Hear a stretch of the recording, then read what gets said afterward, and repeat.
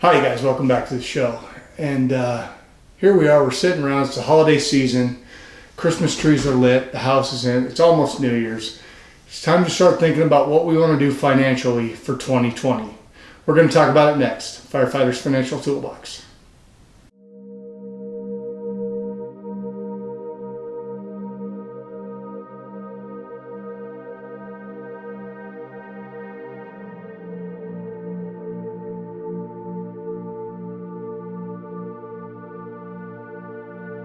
Welcome back to the channel, you guys. My name is Brad. This is the Firefighters Financial Toolbox. Today we're going to talk about what we can do. Now that it's the holiday season, it's almost New Year's, it's time to start thinking about our financial life in 2020 and the things that we want to do to make it better. So, a couple things we want to do right at the beginning of the year, you guys. At work, go to your HR. Look at your W-4. There's been some changes. Now, I have a link here to the IRS.gov website where you can actually use their tax calculator to figure out how much tax you want to have withheld. I know there's people out there who love to get a big tax refund check. But here's the thing, you guys. If you're overpaying the government all year long so you can get a $1,000 check back to go buy a new TV or go on a vacation, you're giving them a non-interest loan for the whole year. The best idea is to try to make it zero. You don't owe them any money at the end of the year. They don't owe you any money. If you can get that, it's perfect. Now, the other thing you want to think about is ways that we can save on taxes. So, on that same note, once you do your W-4, I want you to talk to your HR. If your company has a match for their 401k or whatever workplace plan, I want you to get it. It's free money, okay? So let's say that your company offers a 5% match and you make $50,000, okay? 5% of that is $2,500, you guys, right? $2,500 of free money if you put in $2,500. You put in $2,500, they give you $2,500. It's free money. 100% return on your investment. There is no better investment. Yes, it's all going to be tax deferred because they get a tax break, but so what? You put in $1, they put in $1. It's the best deal you can go. So if you have a match, whatever it is, I want you to at least invest in your company plan to the match, even if the funds are expensive. Pick the cheapest index fund you have and let it ride, okay? Next thing I want you to do is I want you to look at your high interest debt. Now that could be student loan debt if it's over, say, 6%. It could be credit card debt. I know, I have a wife that buys a lot of stuff.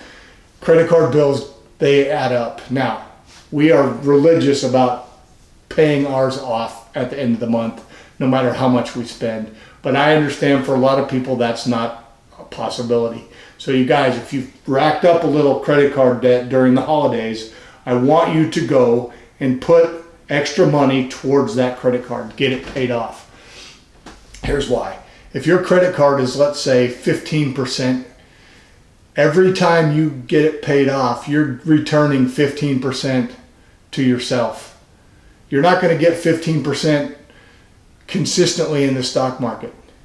Get rid of that debt. It's important. Next thing I want you to do.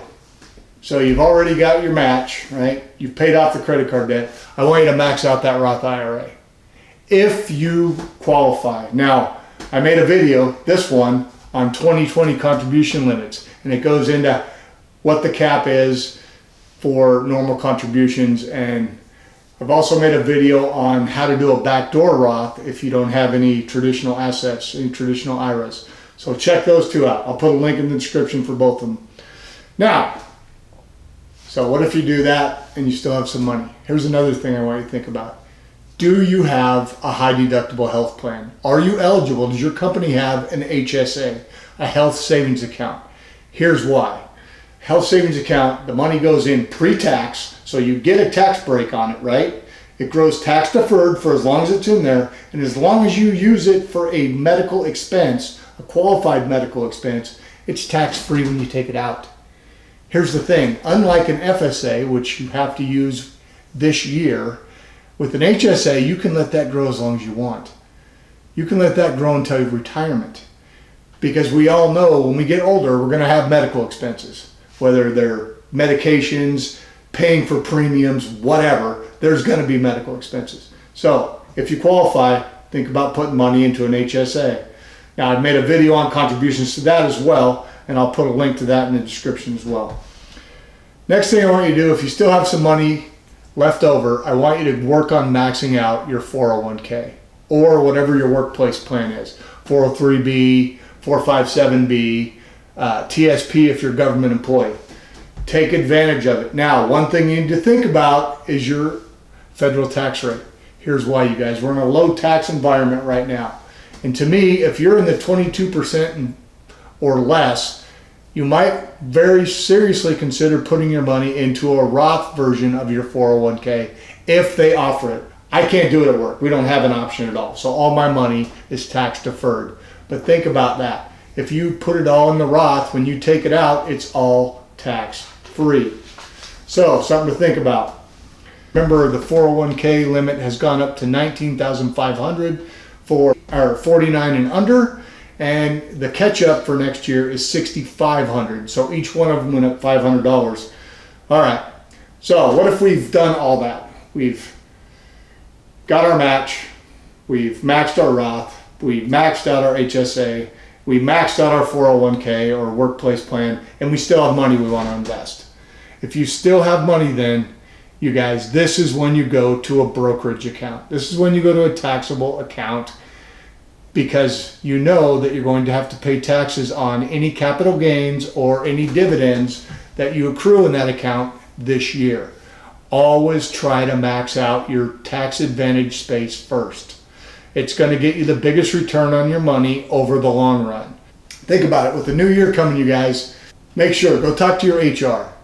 Look at that W-4. Remember, it changed a lot last year and it's changed a little bit more this year.